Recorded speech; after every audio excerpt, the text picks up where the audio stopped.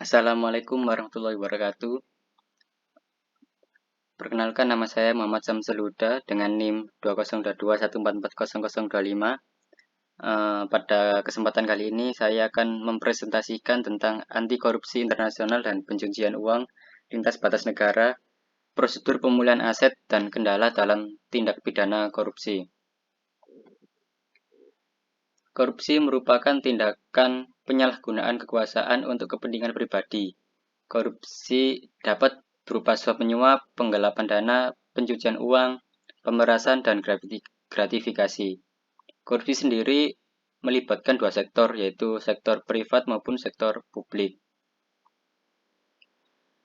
Sedangkan pencucian uang ini proses yang bertujuan untuk menyembunyikan asal-usul uang atau harta kekayaan yang didapat dari hasil tindak pidana korupsi tersebut, kemudian diubah menjadi harta kekayaan yang sah. Kemudian, korupsi dan pencucian uang saling berkaitan dan mengancam stabilitas ekonomi, politik, dan sosial. Dampak korupsi sendiri yang pertama, pertumbuhan ekonomi yang lambat akibat rendahnya investasi. Hal ini terjadi akibat investor enggan masuk ke negara dengan tingkat korupsi yang tinggi. Kemudian, yang kedua, memperlambat pembangunan dan infrastruktur negara.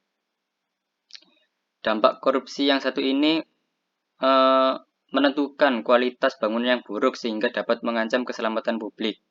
Proyek yang dikorupsi tidak akan bertahan lama ataupun cepat rusak sehingga harus dibuka proyek baru yang sama untuk dikorupsi lagi.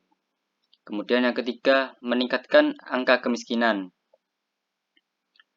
Korupsi yang berdampak pada perekonomian menyumbang banyak untuk meningkatkan kemiskinan masyarakat di sebuah negara. Dampak korupsi melalui pertumbuhan ekonomi adalah kemiskinan absolut, sementara dampak korupsi terhadap ketimpangan pendapatan memunculkan kemiskinan relatif. Kemudian prosedur pemulihan aset berdasarkan angkek. Indonesia sendiri telah meratifikasi angkek, kemudian mengimplementasikan di undang-undang. Kemudian untuk prosedur pemulihan aset sendiri di angkek dijelaskan dalam pasal 55 angkek, yaitu mengambil tindakan yang diperlukan untuk memberikan izin kepada otoritas berwenang untuk melaksanakan perintah penyitaan yang dikeluarkan oleh pengadilan di negara pihak lain.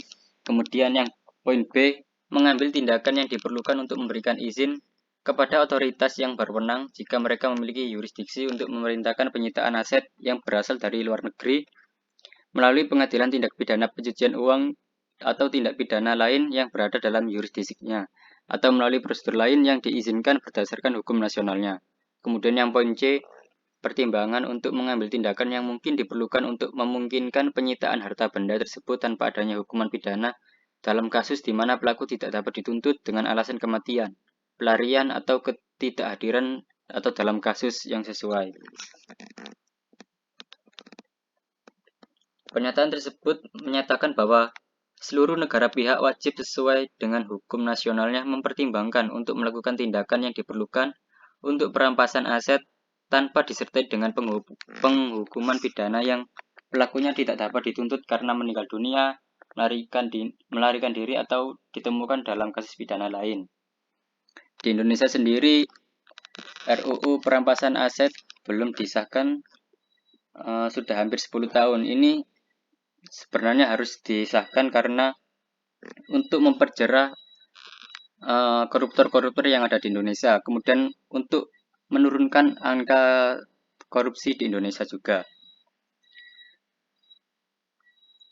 Kemudian kendala pemulihan aset.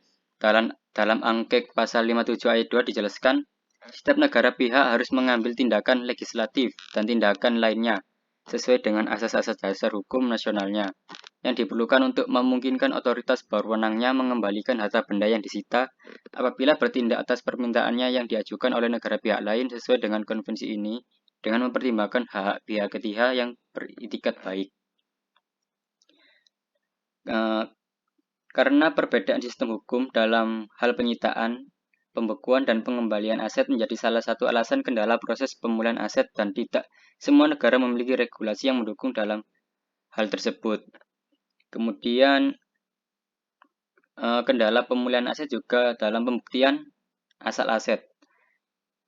Karena pelaku tindak pidana korupsi menyembunyikan harta kekayaannya melalui sistem pencucian uang, kemudian menyimpan uang-uang di bank negara maju seperti Swiss, ini mengakibatkan kurangnya transparansi sistem perbankan yang membuat pelacakan aset menjadi lebih rumit dan panjang. Sekian presentasi yang dapat saya sampaikan. Wassalamualaikum warahmatullahi wabarakatuh.